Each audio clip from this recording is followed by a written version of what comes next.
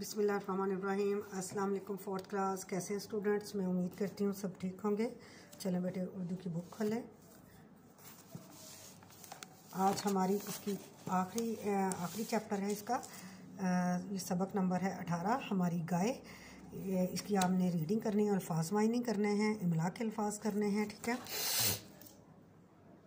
रब का शुक्र अदा कर भाई जिसने हमारी गाय बनाई, इस मालिक को क्यों ना पुकारें जिसने पलाई दूध की धारें। यानी अल्लाह ताला ने गाय बनाकर हम पे बहुत बड़ा एहसान किया कि हमें इससे दूध मिलता है। सुबहान अल्लाह, दूध है कैसा ताज़ा गरम सफ़ेद और मीठा। अल्लाह तेरी ही अज़मत को सलाम। अल्लाह तेरी जितनी तारीफ़ की जाए उतनी कम है कि तूने हमें ताज़ा गरम और सफ़ेद और अच्छा जायके वाला दूध अता किया। दूध में भीगी रोटी मेरी इसके करम ने बख्शी सेरी। यानी मैं पेट भर के खाया दूध में, जब मैंने रोटी भिगो के खाई।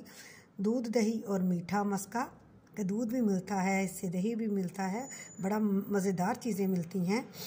दे ना खुदा तो किसके बस का। अगर ये खुदा हमें ना देता तो हम क्या करते? हम कहाँ से ये चीज़ें लेते हैं? ये खुदा के ही बस में थी ये चीज़ें। गाय को दी क्या अच्छी सूरत, खूबी क्या है गोया मूरत। यानी ये इसकी क्या कहने ये खूबसूरत चीज़ है, इसकी खूबसूरती कैसे बयान करूँ।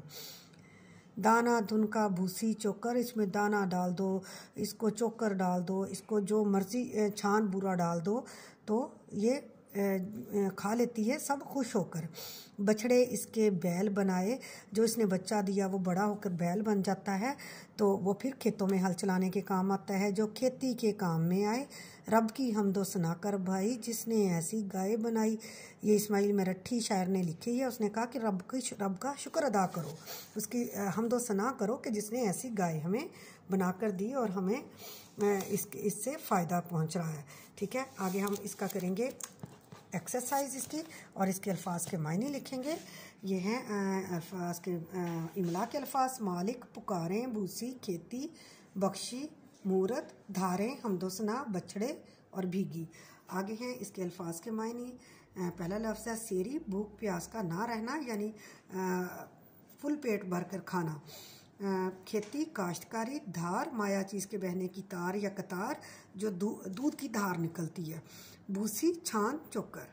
आगे है तफहीम। तो इसके सवालात के जवाबात हैं। आज हम 2 करेंगे। पहला अलिफ है, शायर किसका शुक्र अदा करने को कह रहा है। शायर इसमें रब का शुक्र अदा करने को कह रहा है। हमें खुदा का शुक्र किस तरह अदा करना चाहिए? हमें खुदा का शुक्र रब की हमदो सना करके करना चाहिए। ठीक है, आज आगे हम एक मज़मून का काम करेंगे, एक मज़मून पढ़ेंगे, उसके बारे में पढ़ेंगे और उसको याद करेंगे। बाकी फिर एक्सरसाइज अगले हफ्ते करेंगे। ठीक है। ईद उल फितर है मज़मून का नाम। ईद उल फितर छोटी ईद को कहते हैं। मुसलमानों का ये बहुत ही मशहूर और मखसूस त्यौहार है जो दुनिया के कोने कोने में मनाया जाता है। ईद से पहले रमज़ान का महीना आता है। इसमें मुसलमान पूरे रोज़े रखते हैं और इबादत करते हैं, और जब 29 और 30 दिन इबादत के गुजर जाते हैं तब ईद का चाँद दिखाई देता है। मुसलमान खुश हो जाते हैं और हो जाते हैं कि उनकी इबादत का पूरा महीना खैरियत से गुजर गया, और इसी खुशी में वो ईद का त्यौहार मनाते हैं। ईद उल फितर का त्यौहार बहुत ही मकबूल है। इस दिन सब लोग एक दूसरे के गले मिलते हैं। बच्चों को ईदी मिलती है जिसको वो खाने या खिलौने में खर्च करते हैं।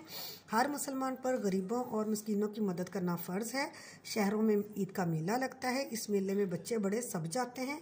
मेले में मुख्तलिफ़ किस्म की दुकानें लगती हैं। ईद के दिन मुख्तलिफ़ किस्म के पकवान पकते हैं, लेकिन ख़ास चीज़ सवैयाँ हैं। इसलिए बच्चे इस ईद को मीठी ईद भी कहते हैं। इस त्यौहार में सब खुश नज़र आते हैं। ये त्यौहार मुसलमानों के लिए बहुत मोहब्बत का वसीला बन जाता है। और इसके साथ हम अगले दिन करेंगे, एक ख़त लिखेंगे चचा के नाम, जो उन्होंने तोहफ़ा भेजा होता है आपको, उसका शुक्रिया अदा करने के लिए ख़त लिखा जाएगा। चचा के नाम ख़त है, घड़ी के तोहफ़े का शुक्रिया अदा करें। इसका पैटर्न है कमरा इम्तिहान।